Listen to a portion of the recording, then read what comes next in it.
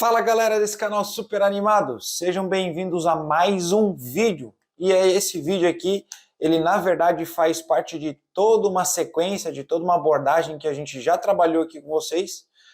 Se eu não me engano, a gente fala sobre a abordagem geral do paciente, uma abordagem um pouco diferenciada, baseada naquela impressão, uma abordagem primária, onde você começa pela avaliação de cena, abordagem impressão geral do paciente, e aí você trata aquilo que realmente faz importância para a vida do paciente, e depois a gente aplica um SAMPLA. Só que a gente sabe muito bem que o SAMPLA, que é o que a gente está vendo aqui, aliás, o SAMPLE, as novas atualizações, as novas referências trazem esse SAMPLE como referência principal. Então a gente vai discutir um pouquinho isso sobre o vídeo de hoje, mas logo depois da nossa vinheta. Uau!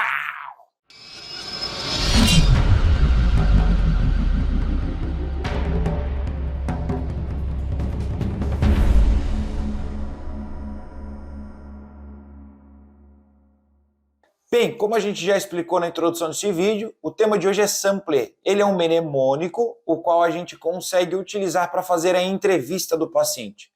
Eu recomendo que esse SAMPLE ou SAMPLA, conforme você quiser utilizar, depois eu vou explicar por que pode ser um SAMPLA, eu vou deixar aqui para que vocês possam visualizar, e eu lembrar também que eu tenho que falar dele.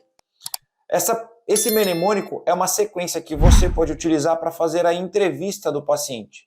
Essa entrevista, se o paciente tiver condições de dar essas informações, ele vai te dar um parecer e uma sequência lógica do nosso atendimento. Bom, o S de sintomas, ele representa para nós aquilo que o paciente consegue relatar, aquilo que ele consegue sentir, ok? Então, claro, se o paciente consegue te dizer se ele está tonto, com enjoo, com mal-estar, com dor no peito, dor na perna, independente se o paciente é um traumático ou um clínico, ele sofreu uma emergência traumática ou uma emergência clínica, ele vai poder realmente te dizer o que ele está sentindo. Então, esses sintomas aqui é baseado nisso. Algumas referências e alguns protocolos, algumas instituições têm por protocolo realizar essa pergunta aqui do SAMPLE juntamente com sinais e sintomas. Aliás, os sinais, na verdade, eles são aquilo que é aferido, tudo aquilo que a gente consegue mensurar. Nesse caso aqui, os sinais seriam sinais vitais. E esses sinais vitais, eles são coletados sempre que possível, ok? Na abordagem secundária. Eu vou colocar um secundário aqui só para você lembrar que é na abordagem secundária.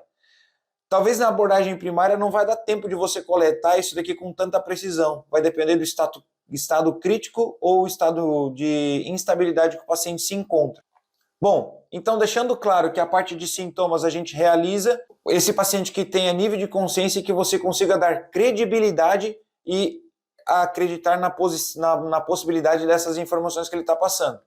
Eu chamo a atenção aqui que essas informações elas não devem ser coletadas lá para o final da abordagem. Pode ser que esse paciente esteja confuso no início do atendimento, o nível de consciência um pouco rebaixado, e se você deixar para coletar essas informações para depois ou muito mais tarde, pode ser que esse nível de consciência fique muito baixo. Outra informação, é possível coletar essa informação com curiosos. Então, aplicar com pessoas do cenário ou da cena. Vou colocar da cena aqui para ficar mais fácil, tá bom? Então não há necessidade de você aplicar somente com vítimas. Você pode aplicar com pessoas da cena.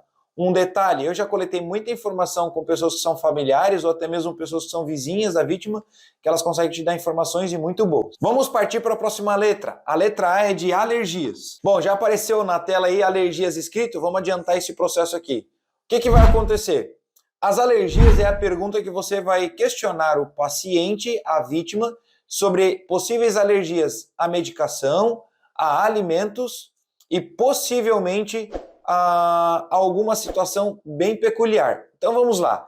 Esse paciente, ele tem alguma alergia à medicação? Se ele tiver alguma alergia, é importante ele falar e citar para nós. Existem pessoas que são alérgicas à penicilina e outras coisas mais.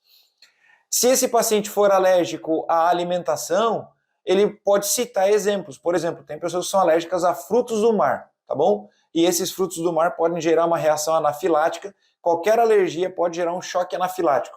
E tem uma outra condição que é alergia a insetos, picadas de abelha, formiga, enfim, qualquer coisa nesse sentido. Então é bem importante a gente ficar atento no processo de alergias e relatar isso em ficha. O terceiro item que nós vamos falar, já apareceu na escrita aí, medicamentos. Então, nós temos aqui a posição seguinte se o paciente já faz algum tratamento. Então, se ele relata o uso de alguma medicação em específico, por exemplo, ele faz uso de AS e é um paciente traumático.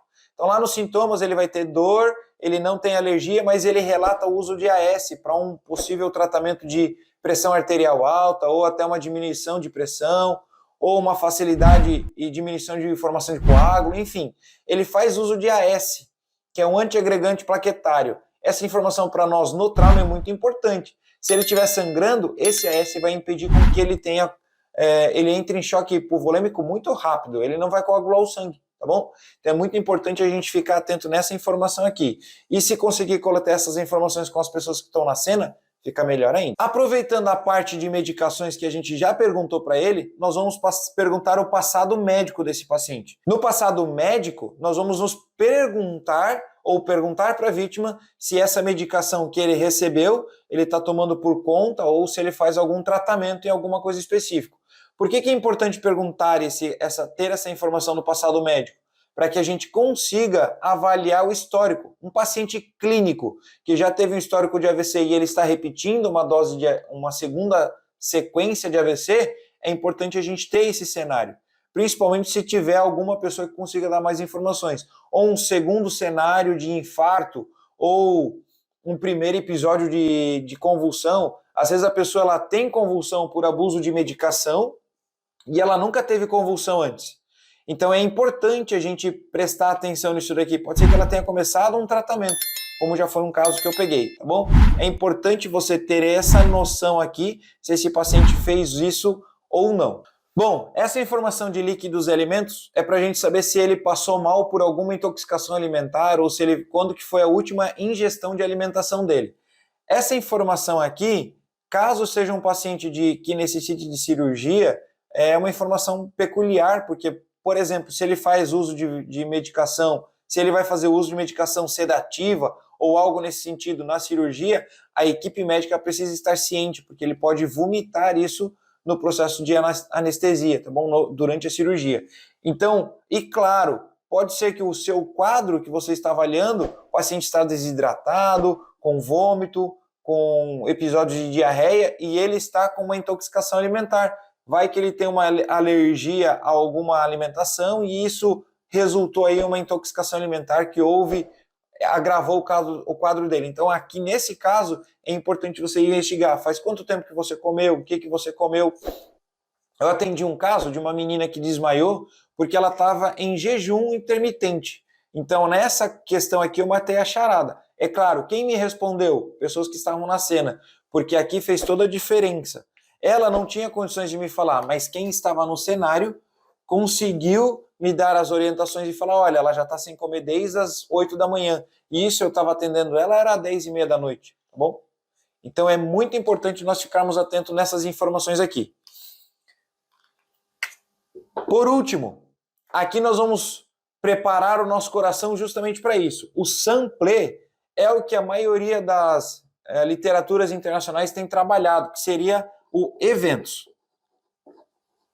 Eventos seria algo nesse sentido de que o que aconteceu antes do evento?